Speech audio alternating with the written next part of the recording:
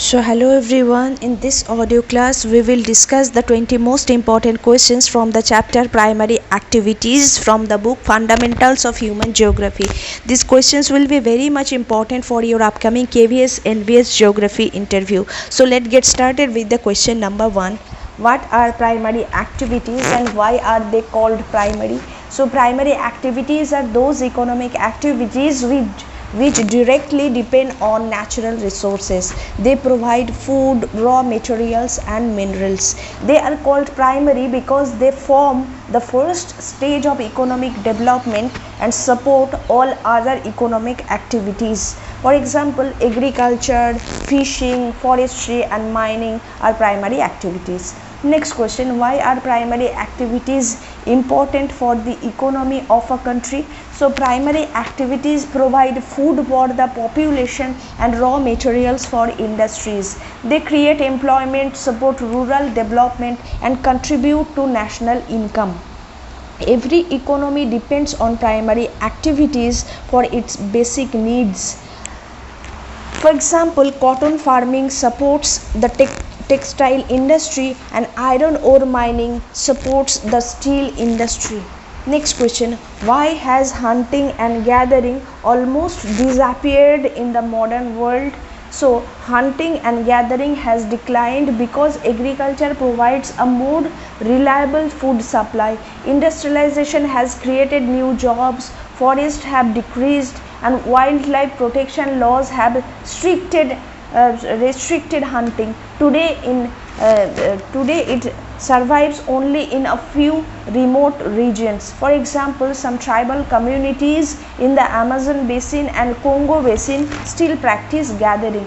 Next question, differentiate between hunting and gathering and modern agriculture. So hunting and gathering depend completely on natural vegetation and wild animals, whereas modern agriculture is based on scientific farming methods. Hunting and gathering have very low productivity and involve a nomadic lifestyle, while agriculture provides higher production and supports permanent settlements. For example, rice cultivation in India produces much more food than hunting and gathering. Next question, what is pastoral nomadism and why is it practiced in dry regions? So pastoral nomadism is a movement of people with their livestock from one place to another in search of pasture and water. It is common in dry and semi-arid regions where cultivation is difficult because of low rainfall. For example, the Bedouins of Saudi Arabia, the Maasai of East Africa and Mongols of Central Asia practice pastoral nomadism. Next question, what is shifting cultivation and why is it called slash and burn agriculture? So shifting cultivation is a primitive type of farming in which a small patch of forest is cleared by cutting and burning trees. Crops are grown for a few years, and when soil fertility decreases, farmers move to another area. It is called slash and burn because vegetation is first cut, that is slashed, and then burnt to prepare the land. For example, Jhum in northeast India, Milpa in Mexico, Ladang, Indonesia, etc. Next question, why is shifting cultivation considered environmentally harmful today? So earlier shifting cultivation was sustainable because they follow the fallow period was long. Today, due to population pressure, the fallow period has become shorter. As a result, it causes deforestation, soil erosion, loss of biodiversity and reduction of soil fertility.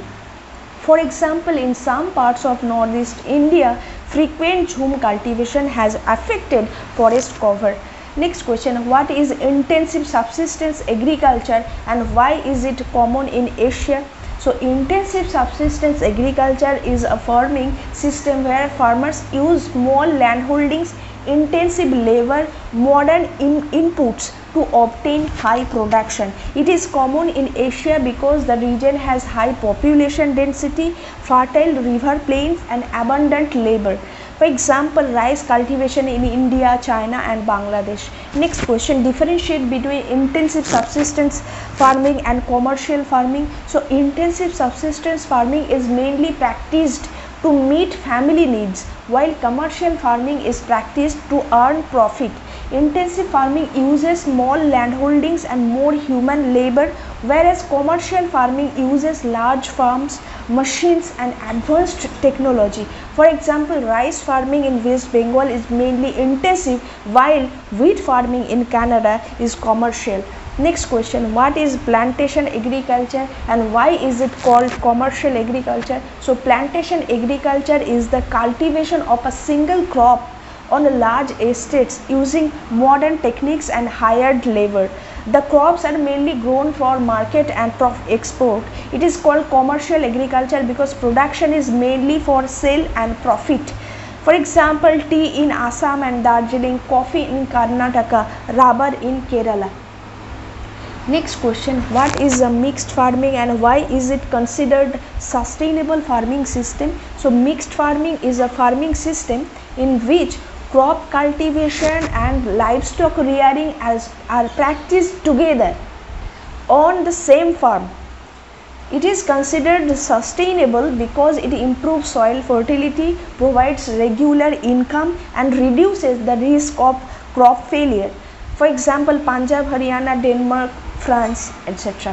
Next question, why is dairy farming considered one of the most developed primary activities? So dairy farming is a scientific method of rearing milch animals for milk production. It provides regular income throughout the year and supports the food processing industry.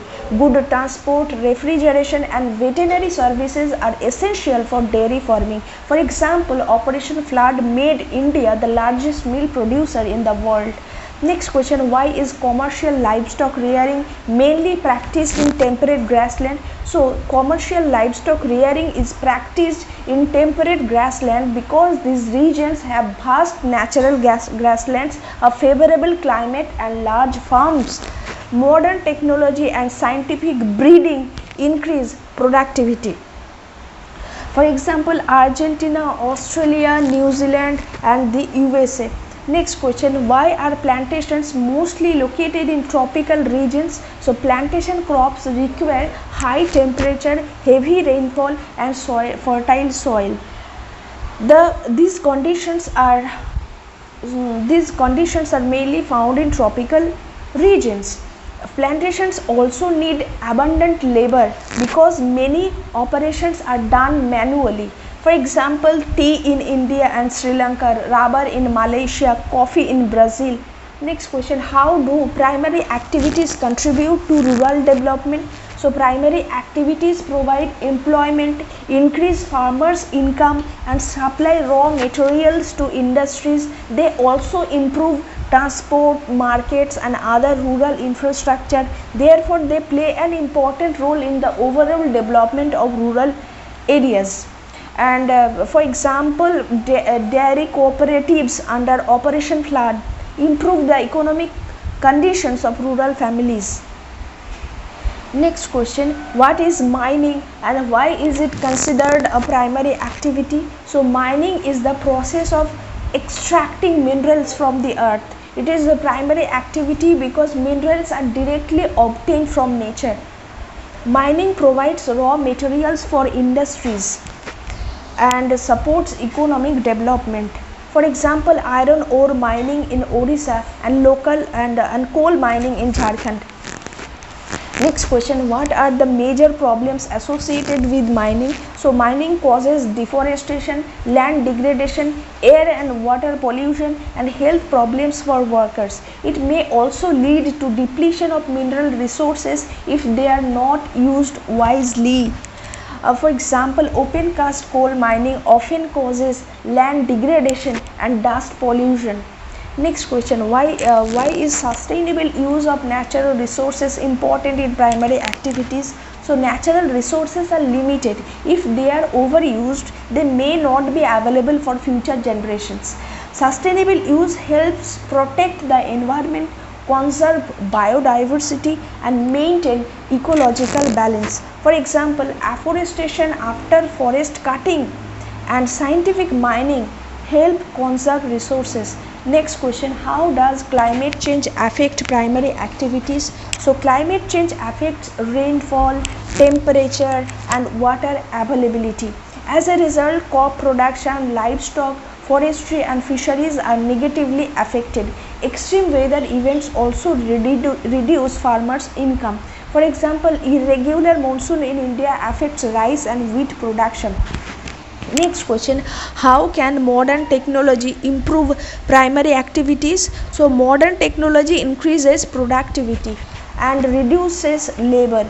Improved seeds, irrigation, farm machinery, GIS, remote sensing and weather forecasting help farmers make better decisions. Technology also supports sustainable use of natural resources. For example, drip irrigation saves water and satellite based weather forecasts help farmers plan agricultural activities. So thanks for listening. Keep listening for further audio classes. Thank you.